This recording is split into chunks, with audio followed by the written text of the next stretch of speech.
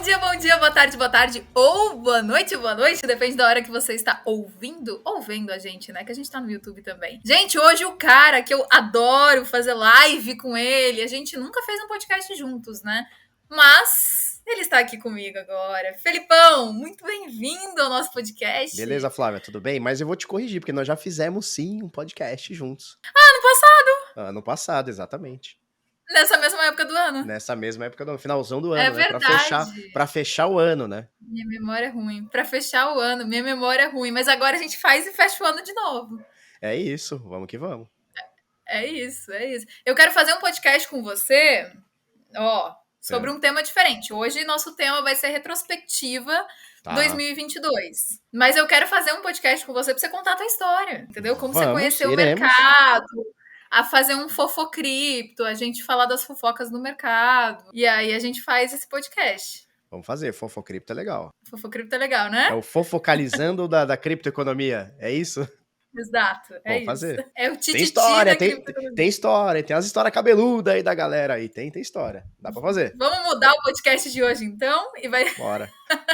Bora. Escudeiro, bom ter você aqui. Vamos falar de mercado, né? Porque esse ano aí foi o ano, né? Foi um ano tenso, não só para o mercado cripto, né? Mas para o mercado mundial aí, para a economia mundial.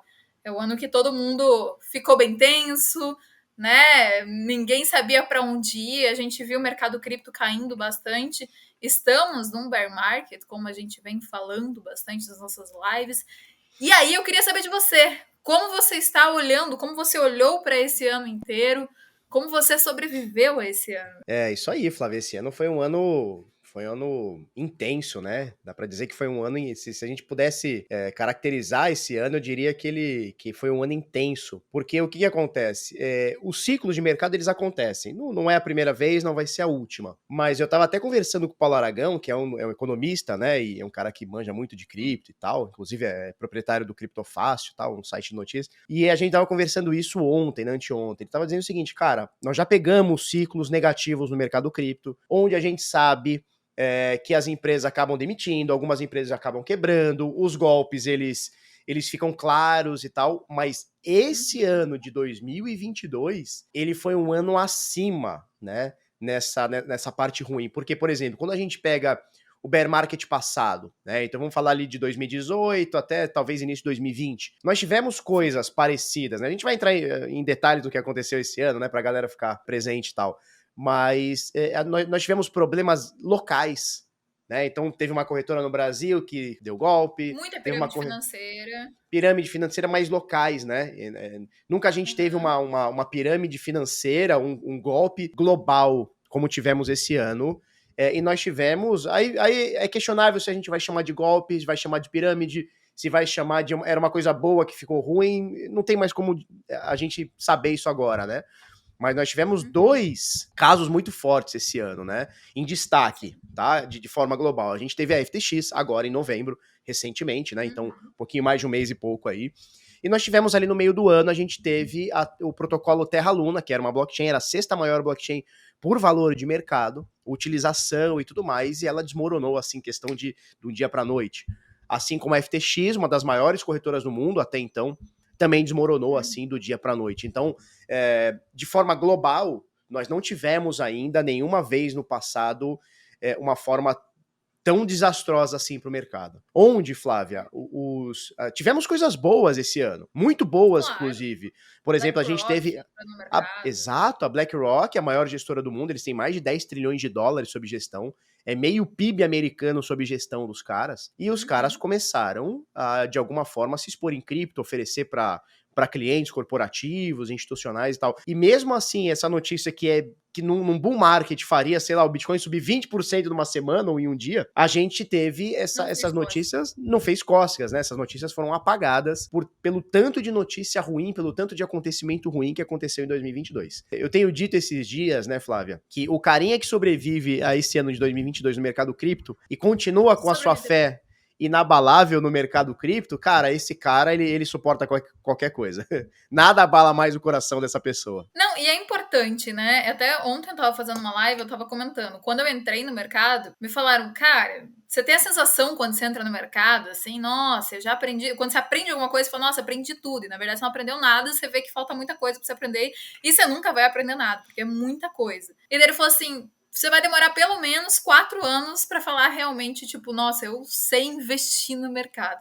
Não sei se 4 anos, 3 anos, 2 anos, tudo depende muito da pessoa. Mas você precisa passar por um amadurecimento. Então, assim, a gente Precisa. viu e a gente vê todo o ciclo de alta, muita gente entrando, aquele FOMO que a gente fala, aquele medo de perder a oportunidade. Então, ano passado a gente viu muita gente entrando no mercado, investindo e tudo. E esse ano são os fortes que continuam. Então, quem não foi mão de Exato. alface, quem não viu, né, putz, tá caindo esse negócio aí, não sei se é seguro, se não é, eu vou cair fora. Quem não fez isso, aí vai realmente se tornar um bom investidor.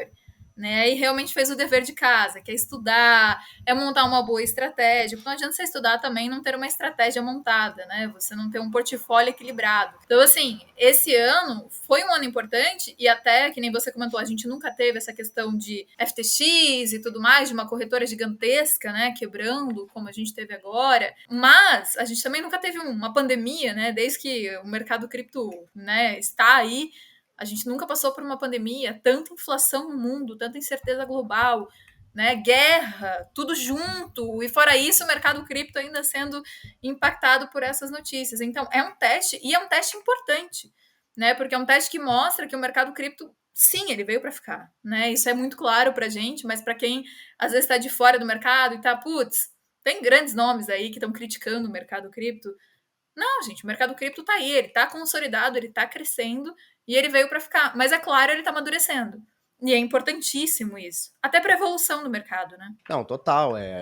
Essa evolução, ela faz parte, né? E tem as glórias e tem a parte ruim, né? Estamos num ano muito ruim para o mercado cripto, né? Muita coisa aconteceu e assim, Uhum. natural também, né, Flávia? Porque é um mercado novo, é um mercado que gira muito dinheiro, as pessoas ficam desesperadas para descobrir o novo Bitcoin, né? Ou alguma moeda que tu vai comprar a um O centavo e potinho ou de um ouro. dólar é o potinho de ouro, que daqui a, sei lá, 1, 2, 3 anos aquilo vai valer milhares de dólares, né? E Uhum. isso traz uma imagem para o mercado cripto que é o ganho rápido, é o ganho exponencial e que de fato acontece, não, né? Ou já aconteceu. E você tem muitos golpistas, né? Você tem muitos golpistas. Então, assim, onde tem muita gente querendo soltar dinheiro, vai ter o golpista querendo pegar uma parte disso daí. Faz parte de um amadurecimento do mercado, né? Faz parte de uma autorregulação. Só pra gente ter noção, né? 2018/19 foram 2 anos, principalmente 2019, onde o mercado cripto brasileiro sofreu muito com golpes, golpistas, ladrões, piramideiros, infiltrados no mercado cripto. Chame como quiser aí o tipo de golpista, né? E você vê que agora, com esse bear market 2022, o mercado cripto brasileiro aprendeu e nós não tivemos pirâmides, grandes pirâmides, eu digo assim, pirâmides dentro do mercado cripto. Tivemos algumas pirâmides, tal, usavam o nome Bitcoin, mas não estavam embrenhadas, infiltradas no mercado cripto. Mas nós tivemos no passado, ali 2018, 2019, empresas que estavam embrenhadas na comunidade cripto, né?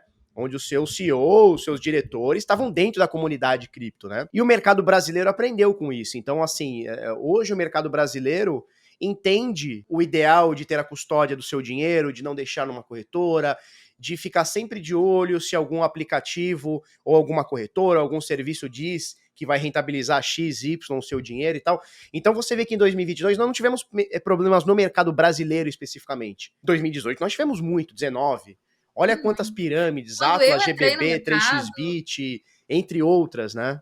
quando eu entrei no mercado, ai, putz, saí da televisão, foi trabalhar com cripto, piramideira. Era isso. Eu tinha que me justificar. Eu já falava assim, nossa, tô trabalhando com o mercado cripto, mas não é pirâmide financeira. Então, essa é Exatamente. a minha resposta para todo mundo. Então, assim, você, né, ainda tá mais tempo do que eu no mercado, a gente vê essa evolução, né, do jeito que as pessoas olhavam lá atrás pra gente. Nossa, trabalha com cripto. Esse aí, não sei, esse barbudo aí, Isso aí é. ele faz alguma coisa de errado. E o jeito que as pessoas olham hoje, né? Ainda as pessoas olham assim, às vezes olham, ah, nossa, povo louco, né? Tá. Sim. Mas assim, não com aquele olhar de De golpista. golpista, isso. Eu lembro que É. a A primeira vez que eu comprei, não sei se é a primeira vez que eu comprei Bitcoin, mas eu lembro ali, sei lá, 2015, Sim. 14, 15, eu comentei com a minha mãe, né? Que eu tinha comprado Aham. Bitcoin e tal, bem no início, assim. E aí, sei lá, meses depois, ela viu uma matéria na TV ou na internet, né, sobre Bitcoin. Eu lembro que ela me ligou apavorada. Felipe, cuidado! Como assim, mãe? Cuidado por quê, né? Por acaso o Bitcoin morde? Então, assim, tinha esse estigma de golpe, dinheiro da Dark Web, da Deep Web, aquela coisa bem obscura e tal. Esse estigma tá se perdendo, né? Ele tá se perdendo, ele tá se consolidando o Bitcoin. E o mercado cripto, ele vem se consolidando como aos poucos, não estou dizendo que está 100% consolidado, mas ele vem se consolidando como, assim, o debate entre ser pirâmide e golpe, ele já foi. Eu vejo que ele ficou ali de 2017 para trás. A partir de agora, o debate é sobre legitimidade, né? Então, a legitimidade, se o Bitcoin é ou não, já foi. Isso já foi. O debate agora é se ele vai ser aceito ou não, se ele é reserva de valor, se ele é... Qual que é o lastro, qual que é... Se ele é dinheiro, se ele não é, se ele pode ser meio de pagamento. Então, o debate mudou um pouquinho. Eu acho que no futuro até esse debate ele vai ser ultrapassado, né? E é natural, né, Flávio? O ano que vem o Bitcoin vai completar aí 14 anos. É muito pouco tempo, né? É muito pouco tempo. É um E a gente vai adolescente. driblando isso daí. É um adolescentinho, adolescentinho. É claro, né? Uma coisa que a gente sabe, mídia impacta muito, Sim. muito no mercado.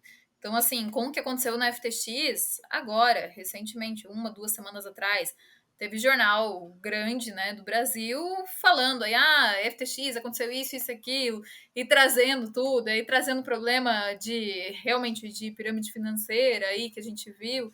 Então, assim, isso é péssimo, né? A gente não vê notícias positivas saindo nas mídias tradicionais. É muito Não. difícil. Eu mesmo, quando a gente fez a live quando o Bitcoin bateu os US$ 20.000, que foi uma comemoração, né? Nossa, atingiu o topo histórico de novo. Foi toda a comemoração, e eu lembro que na época eu tava fazendo matéria pra televisão também. E eu falei, gente, momento histórico, eu tenho uma pauta super boa pra sugerir pra vocês. Vamos fazer uma matéria falando do topo histórico do Bitcoin, da máxima histórica dele, atingindo de Sim. novo, não sei o quê. Ninguém deu a mínima bola. Parecia que eu tava falando, tipo, vamos falar aqui do pastel da esquina, que é muito bom. Ninguém deu a mínima bola. Fala, a gente vai ver. E nem foi pro ar. Mas se fosse uma pirâmide financeira, alguma coisa assim, que claro, dá mais audiência, né? Aí com certeza iria pro ar. Mas é um mercado que está constantemente amadurecendo, e isso é importante mesmo, porque, por exemplo, o que aconteceu com a FTX esse ano, né, que foi o que chamou muita atenção, e é claro, muitos reguladores estão batendo em cima disso e vão bater em cima disso. Isso trouxe para as corretoras sérias um outro olhar, um olhar de necessidade de mostrar transparência para os seus clientes, trazer segurança para os clientes. Isso é extremamente bom, né? A gente precisa ver isso, né? Então, a corretora aqui, a gente está na LIC, a LIC buscando trazer mais. A gente tem aqui realmente o saldo de vocês que está aqui na corretora mesmo. Ninguém está trabalhando com o saldo de vocês. Isso é importante. São coisas que precisam acontecer, por mais que impactem outras pessoas, mas que trazem uma evolução no mercado. E o mercado não morreu, né? A gente até tem o obituário do Bitcoin aí. Apesar de matarem ele 400 e poucas vezes, não sei quantas vezes já mataram ele segue firme e forte, né? Talvez ano que vem a gente não tenha um ano bom de novo, talvez, né? Mas momentos de ciclo de mercado, e a gente vai ver uma nova alta em algum momento, a gente vai ver toda a história se repetindo. Total. Você falou sobre a mídia tradicional, né? Falando sobre Bitcoin. Uhum. Assim, eu não sei se é por mau caratismo ou desconhecimento ou o que que é. Mas toda vez que a gente vê a mídia tradicional falando do Bitcoin, sempre tá fazendo um papel, digamos, não educacional. Porque ou a mídia tá Uhum. falando de golpes, e obviamente tem que ser falado, não tô dizendo que não tem que ser falado, tá? Claro. Mas ela tá sempre falando apenas sobre golpes, e aí quando você pega uma pessoa leiga, ela vai entender, assim como minha mãe falou pra mim, toma cuidado, ela vai entender que é um negócio de golpe, é um negócio de bandidagem, é um negócio errado, de lavagem de dinheiro, de tráfico, etc. Ou ela tá falando nos topos históricos como o Bitcoin subiu, mais uma vez não educando e mostrando para as pessoas leigas como é só você comprar o Bitcoin e o negócio vai subir exponencialmente. Então, são raras as vezes que eu vi a mídia tradicional falar sobre Bitcoin de forma propositiva, né? De forma que eduque alguém para entender o que é o mercado, o que que não é, né? Então, assim, ou tá falando sobre golpes, dando aquele entender que o mercado é um golpe gigantesco, ou ele tá falando sobre a pessoa que investiu 1.000 e hoje tem 5 bilhões e olha como é fácil, ou seja, aquela sensação do dinheiro infinito ou de lucros exponenciais, que a gente sabe que, obviamente, uma pessoa ou outra acontece, mas não é regra, né? E muito menos a maioria, é uma minoria de pessoas. Então, eu sempre tenho um pouco de ressalva quando a grande mídia, fala sobre Bitcoin, eu sempre fico meio com o pé atrás, né? Sempre com muita desinformação. Mas é a falta de conhecimento, né? Então, assim, quando a gente não entende do que a gente está falando, é fácil você falar mal, né? Então eu não entendo Sim. direito de cripto. Ah, eu vou falar mal o quê? Essa moeda aí? O que é essa moedinha? Pô, cai 60%, cai isso, né? Então as pessoas falam, nossa, aí vem golpe, só notícia de golpe. Então as pessoas. É muito mais fácil você falar mal do que você não entende do que o contrário. E a gente vê Sim. mesmo grandes empresários, até grandes investidores do mercado tradicional mesmo, que falam mal do mercado cripto, mas para mim, claramente, sem conhecimento do que está falando. Esses Então, é dias, um amadurecimento. esses dias teve, eu esqueci o nome dele, mas teve um Nobel, um prêmio Nobel de Uhum. Economia, que falou algumas besteiras sobre Bitcoin, obviamente, a opinião dele, claro, mas ele disse que a blockchain ela não é um negócio legal, porque toda vez que você precisa fazer uma transação, você precisa carregar toda a blockchain. De fato, você não precisa carregar toda a blockchain, é um erro de interpretação dele, mas existe Uhum. talvez eu entendi o que ele quis dizer, tá? Que é o seguinte, toda transação, todo bloco, ele acaba levando o conteúdo do bloco anterior. E isso não é uma coisa ruim, pelo contrário, isso é a maravilha da blockchain. É você saber que está É a tudo magia da empilhado, né? blockchain. Essa é a grande magia, né? É você saber que não existe um registro que pode ser alterado. Por quê? Porque para você alterar um registro, você que vai ter que alterar toda uma cadeia. E isso, em termos financeiros, é impossível. Não vou dizer impossível, mas é improvável de ser feito, né? Seria um gasto muito alto. Então é melhor o cara agir de forma boa na blockchain, de forma honesta, do que tentar fazer Uhum. alguma coisa desonesta na rede. Então, o que talvez o carinha não tenha entendido, ou entendeu, mas não gostou, e aí tudo bem, é a opinião dele. O que ele acha que é o ruim da blockchain, na verdade, é o grande diferencial, né? Que é a horizontalidade da rede, né? Que a gente chama. É onde qualquer participante tem o mesmo peso. Eu, você, um cara que chegou hoje e uma pessoa que tem 10 bilhões de dólares, né? Nós temos todos o mesmo peso na Exato. rede, que é o quê? Fazer a coisa certa de forma honesta. Porque se você tentar, via blockchain, tentar fazer uma transação que não existe, ou tentar dar um golpe, ou tentar reescrever algum bloco, reescrever alguma transação, você vai ter um gasto financeiro muito alto e vai ser prontamente deletado da rede, né?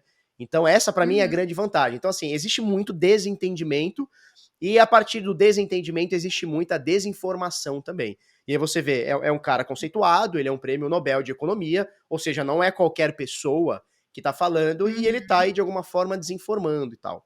Mas é isso, a gente passa por isso, né, Flávio? A gente vai passar por isso e é um trabalho nosso também como comunicador aqui, meu e seu, né? Informar as pessoas o que é, o que não é. Obviamente, existem muitas críticas que elas são válidas, é óbvio, né? Ninguém Claro. vai dizer que não tem, que isso aqui é uma perfeição e tal, mas existem as críticas e existem as coisas infundadas. As coisas infundadas a gente vai rebater. E as críticas A que gente tem que são falar. verdadeiras, a gente, obviamente, vai tentar melhorar isso, né? Uma crítica que se fazia muito no mercado e hoje está diminuindo um pouco era sobre, e válida, tá? Aí é questionável se é legal ou Uhum. não, mas é a questão da energia do Bitcoin ser limpa, né? O gasto energético Sim. do Bitcoin ser Que foi limpo um ou dos não. temas muito abordados no ano passado, né? Que o Elon Musk começou a bater em cima disso e tudo Exato, mais. muita gente bateu em cima disso, porque como é que a gente pode gastar tanta energia, né?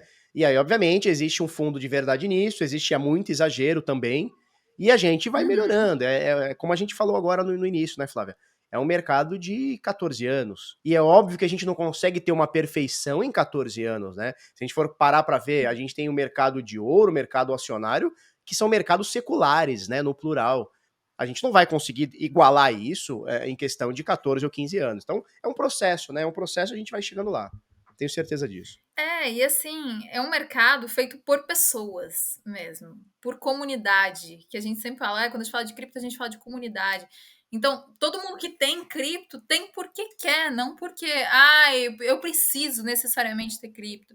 Então, são as pessoas que estão acreditando nisso, que estão formando essa grande comunidade, né? E a gente vai fazendo o trabalho de formiguinha para essa comunidade ir aumentando, né? Para a gente explicar para cada um como funciona, Os pontos positivos, os pontos negativos, é claro, como tudo tem ponto positivo e ponto negativo, mas é um mercado que vai se consolidar ano após ano. Porque, assim, por mais que o Bitcoin tenha caído esse ano 60%, 70% até agora, mas se a gente for olhar ações, né? Pô, Tesla caiu mais de 50%. Sim. Então, assim, Facebook também chegou a cair mais de 70% esse ano. exato. Aí você vai criticar o mercado cripto? Não, é um mercado que já tá aí, tá certo.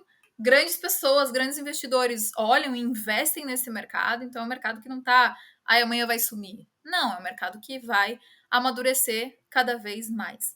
Queria te perguntar, o que mais impactou, assim, fora FTX, Luna, BlackRock, esse ano que a gente comentou aqui, o que mais te impactou no mercado cripto? O que mais impactou assim, de forma negativa, algo que a gente já sabia, algo que a gente já suspeitava, mas nunca ficou claro no mercado, que é o lance do floating, né? Então, por exemplo, grandes corretoras pegavam dinheiro dos investidores. Estou falando de corretoras Uhum. globais, corretoras gigantescas, com milhões e bilhões de dólares aí de usuários, né? Então, essas corretoras, elas pegavam o dinheiro do usuário, que depositava ali a sua confiança e o seu dinheiro numa corretora, e essa corretora simplesmente pegava o dinheiro do usuário, que deveria estar numa carteira, que devia estar parado, né? E essa corretora emprestava para outros players, a maioria das vezes de forma não garantida. Ou seja, eu tinha uma boa reputação, né? Então eu chegava. Vamos supor que a Flávia é dona de uma corretora, né? Então a corretora Flávia. E eu sou, Uhum. sei lá, eu sou um grande player do mercado, eu sou um cara com boa reputação e tal. Eu chego lá na Flávia e falo, Flávia, seguinte, eu preciso fazer uma operação aqui, eu preciso de 50 milhões de dólares. Você empresta para mim? Aí eu falava, claro, você tem boa reputação, você é um cara legal no mercado, você tá solvente e Uhum. tal. Eu vou cobrar aqui um jurinho aqui, você me paga, sei lá, 50, você me paga aí 10% de juros aí um ano, e tá tudo certo. Aí eu pegava esse Sim. dinheiro com a Flávia e emprestava para outra pessoa que também tinha reputação ilibada até o momento e cobrava Uhum. mais um jurinho e esse cara pegava e emprestava para outro, ou seja, o Bitcoin do usuário que foi confiado à corretora para estar num cofre, né, para estar numa carteira, para estar numa cold wallet, esse Bitcoin, essa cripto, ele começou a rodar pelo Uhum. mercado. E aí, quando a gente teve ali a quebradeira da Terra Luna, isso ficou muito claro. Por quê? Porque a FTX, inclusive, ela quebra dessa forma. Ela pegava dinheiro do Exato. seu usuário, né, do seu investidor, não o investidor no sentido de investir na empresa, mas o cara que deixava lá depositando a sua confiança na corretora para fazer trade ou para holdar, que seja. Ele pegava esse dinheiro e ia comprar a empresa, ia emprestar o dinheiro no mercado. A gente teve, por exemplo, o Fazer o caso que um do. banco faz, né? Que é o que a gente critica, né? Que se hoje todo Exatamente. mundo for no banco tirar o dinheiro, não tem dinheiro para todo Não mundo, porque o existe. banco trabalha com o nosso dinheiro. Exatamente. E Flávia, eu sempre comentei isso. As corretoras pegam o seu dinheiro e a gente não sabe o que eles fazem. Porque uma corretora é uma caixa preta, você não sabe. Né? Se você não for um diretor da corretora, não trabalhar na parte ali de pagamentos, tesouraria da corretora, você não sabe o que está acontecendo. É uma caixa preta. Então, assim, o que chamou a atenção é uma coisa que a gente já, com muitas aspas, sabia que acontecia, ou desconfiava de uma forma muito forte, e ficou muito claro. A partir do momento que uma corretora começou a quebrar, ou algum protocolo começou a quebrar, a gente viu a quebras em cascata, né? Então, por exemplo, você tinha lá, por exemplo, a FTX, que pegava dinheiro do investidor, emprestava para Alameda, que emprestava para Gênesis, que pegava dinheiro, emprestava para não sei o quê. Aí você viu, no meio do processo, tinha 4 ou 5 corretoras, ou a gente já está chamando de corretoras, mas não são apenas corretoras, né? Algumas são serviços e tal. E aí a gente teve quebradeira de Gênesis, de BlockFi, enfim, que absurdo, né? Que absurdo. Então, assim, que nem você falou, o que a gente fala mal do mercado tradicional, que é o banco pegar o mesmo dinheiro e emprestar para 14 pessoas diferentes o mesmo dinheiro, a gente estava vendo isso no mercado cripto e a gente fala mal do mercado tradicional por conta disso e a gente Uhum. passa um pano ou ou fecha um pouco os olhos quando isso acontece no mercado cripto. Então, assim, são coisas de amadurecimento, é dor de crescimento, a gente vai precisar lidar com isso e vai precisar melhorar isso daí com o passar do tempo, né? É, porque na verdade a corretora em si, né? O objetivo do mercado é eu tenho Bitcoin, eu quero vender o Bitcoin, eu vendo direto ali pro escudeiro e não tem ninguém ali no meio e a gente faz isso. Só que assim, como o escudeiro vai saber que a Flávia é confiável? Então surgem as corretoras para trazer essa segurança, unir compradores e vendedores. Mas a corretora em si, o objetivo dela não é ser o banco que você vai deixar o seu dinheiro. Ela só unir os compradores e vendedores e aí você passa o seu dinheiro para sua carteira. né? Então você aprende a usar uma carteira e você deixa o seu dinheiro na sua carteira, que aí você é o dono do seu próprio dinheiro. E isso é um aprendizado, né? E eu acho que todo aprendizado, ele vem, a maioria do aprendizado, assim, ele vem com dor, né? Ele vem com algum problema, né? Então, realmente, é um problema, apesar de ter impactado financeiramente muita gente, é um problema aí que foi necessário e que trouxe amadurecimento, com certeza. Eu também acredito que isso impactou muito, muito, muito. Outra coisa que você fala muito, e que aí é uma coisa boa, que a gente vem falando bastante, é DeFi, né? Então, Isso. DeFi aí crescendo bastante. DeFi, tokenização, tudo, a gente vê esse outro lado muito positivo, né? Então, DeFi é um dos assuntos que você tem batido muito, que, enfim, monta a tua pool ali de liquidez e tudo, e tá ganhando dinheiro com isso. E DeFi realmente também veio para ficar, é uma transformação, né? Da Veio. parte financeira. O grande lance todo, né? E tudo isso, a tokenização, o DeFi, tudo isso ele só é possível por conta dos contratos inteligentes, né? Os smart contracts. E a partir ali de 2015, né? 14 para 15, quando vem a rede Ethereum, e ela vem com essa vontade de ter contratos inteligentes, né? Ou seja, coisas pré-programadas e auto-executáveis. Quando a gente tem isso no mercado cripto, a gente consegue ter uma grande gama de novos produtos financeiros que já existem no mercado financeiro tradicional e você consegue descentralizar isso a partir da blockchain, né? Então, por exemplo, existe a tokenização, que ela pode Sim. acontecer em ativos, você pode ter ativos reais, né? Então, por exemplo, você pode pegar, assim como a Lick faz, você tem, sei lá, Uhum. uma dívida que uma pessoa deve para outra, e essa dívida você consegue tokenizar ela e investidores conseguem antecipar essa dívida de forma descentralizada a partir da blockchain. Coisas que eram específicas apenas para bancos, né, eram produtos que só bancos ou grandes investidores tinham acesso a esse tipo de produto financeiro, agora eles ficam abertos para qualquer pessoa, a partir de, sei lá, 20, 25 reais, 30 reais, você já consegue Uhum. investir num produto desse. E o DeFi é a mesma coisa, né? Existe uma gama gigantesca no mercado DeFi do que você pode ou não fazer, desde seguros, né? Então você pode ter o seguro contra alguma coisa de forma descentralizada e tal, até mesmo você poder formar mercado, né? Ser um market maker. Assim, a formação de mercado é uma coisa que existe no mundo inteiro, só que ela é exclusiva para grandes institucionais, grandes bancos, grandes corretoras e tudo mais. E você descentraliza isso a partir da blockchain, onde qualquer pessoa consegue fazer. Então, assim, é um avanço muito grande, como o pessoal diz, né? Você devolver o poder do dinheiro para as pessoas, né? Então, esse poder das pessoas em relação ao dinheiro, ele foi perdido ao longo dos anos, por quê? Porque a gente tem os bancos centrais que se protegem, a gente tem os bancos, a gente tem os cartéis, tem toda aquela coisa que a gente já conhece, nem precisa ficar entrando em questão aqui, e a gente começa a ter, a partir da blockchain, a gente tem a descentralização disso. Você pode pegar simplesmente e se tornar um market maker, né, um formador de mercado e ajudar o mercado, gerando liquidez no mercado e ganhando com isso, como se você fosse um dono de um banco, dono de uma corretora com com o seu risco limitado ali, né, sua participação limitada ali. Então isso é muito legal, isso é muito legal. É fantástico, né? Você poder emprestar dinheiro.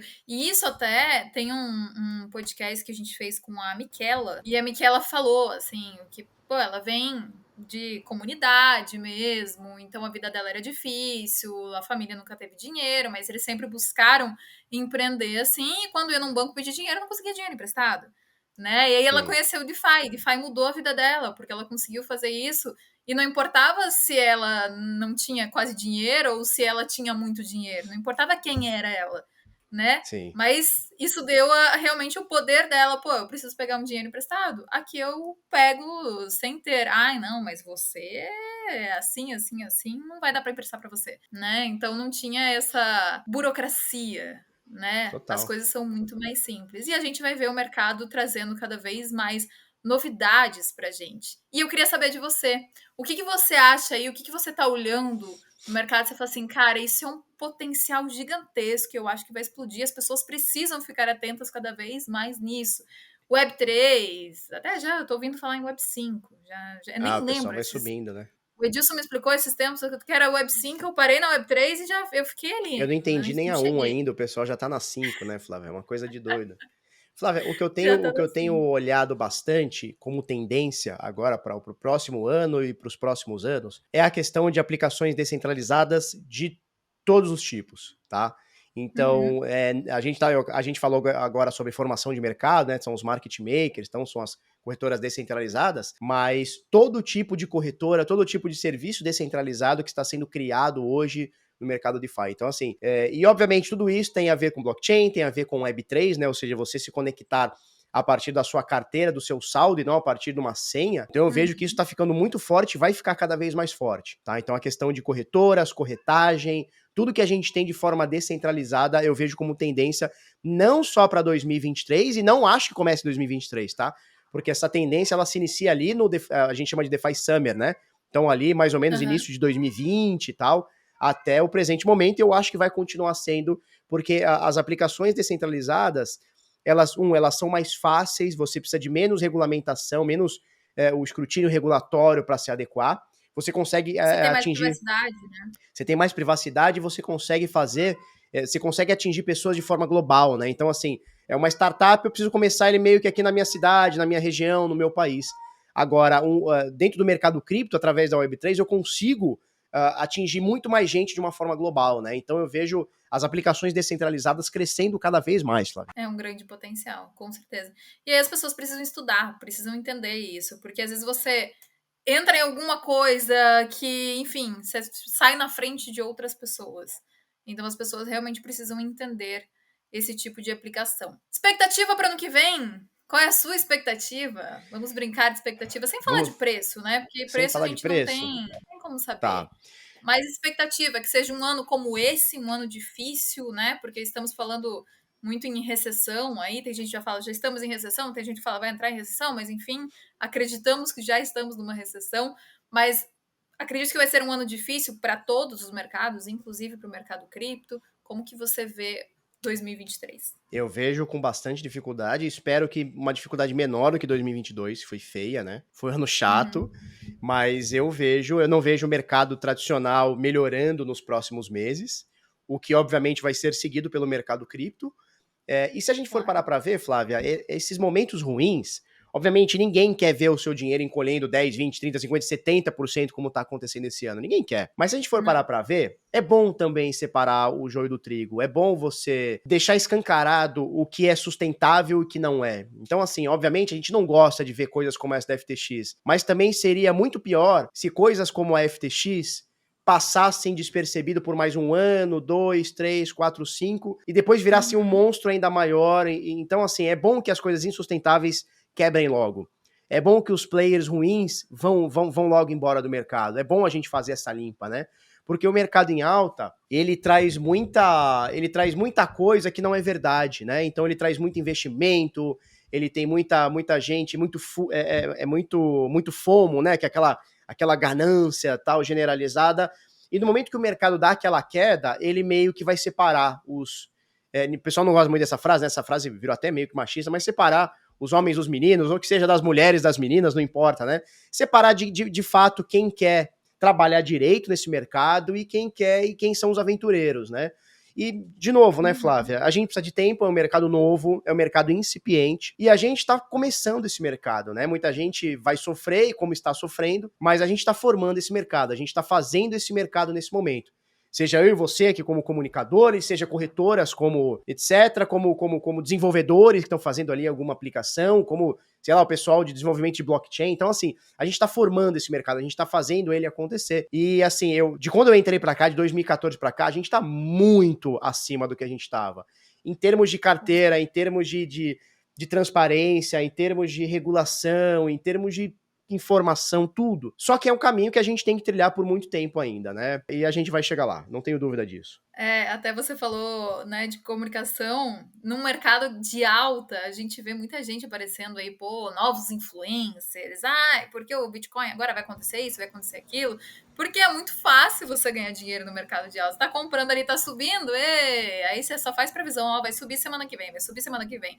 Aí acaba sendo muito fácil, né? E é o que as pessoas querem escutar.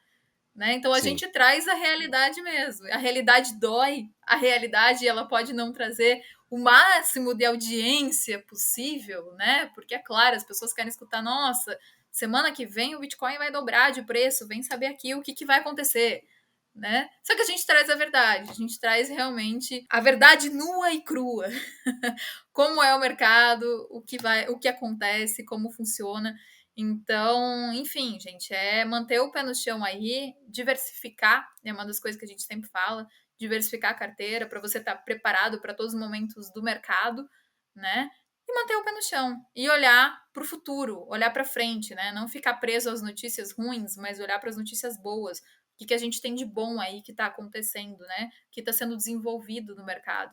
Eu acho que é isso, porque é um mercado que vai crescer cada vez mais. Vamos que vamos juntos. Um ano muito bom, realmente. Um ano difícil, mas bom. E ano que vem promete. E estaremos aí. Acho que você tá sem mic. Agora sim, tá, me mutei aqui, desculpa. Assim. É isso, Flávio, eu acho que você resumiu bem. Eu acho que é um ano que a gente tira proveito, mesmo que do negativo, mesmo que do caos, a gente tira proveito, tá? O que não fazer tá muito claro pro mercado, para quem tá construindo, né, para quem tá fazendo a construção desse mercado, fica muito claro o que não deve ser feito, né? 2022 ensinou muito. E a gente vai aprendendo com os erros e acertos e vamos chegar lá. Não tenho dúvida disso. Com certeza. Chegaremos lá. Ano que vem, final do ano, estaremos fazendo outro podcast de retrospectiva. E aí, Se Deus mais quiser. animados, porque estaremos mais Tomara, perto né? do halving do Bitcoin. Tomara. Já vai estar perto do halving do Bitcoin, então já vai estar aquele ânimo diferente, né? Então vai ser Aquela bom, coisa vai ser um ano boa. muito bom. E estaremos aí Tomara. também para uma live do nosso Fofocripto. Live não, Fofocalizando. podcast. Fofocripto, é isso aí. Escudeiro, quero agradecer muito por você estar aqui com a gente. De novo, finalizando o ano aí pra gente fazer uma retrospectiva, falar pra todo mundo como foi, né? O que ficar atento e trazer o lado positivo do mercado, né? Para as pessoas Claro. não olharem para as coisas ruins, olharem para as coisas boas, tirar um proveito aí do que aconteceu e, enfim, investir de maneira correta. Então, Total, tamo agradeço. junto. Tamo junto total. Sempre. Obrigada, você arrasa aí, muito bom. Mais um ano com você, fazendo lives, fazendo tudo. Sensacional, como sempre. Na alta e na baixa, né, Flávia? Tamo junto. Na alta Obrigado. e na baixa. Obrigada, gente. Bom, ótima semana para todo mundo. A gente se vê. Tchau, tchau.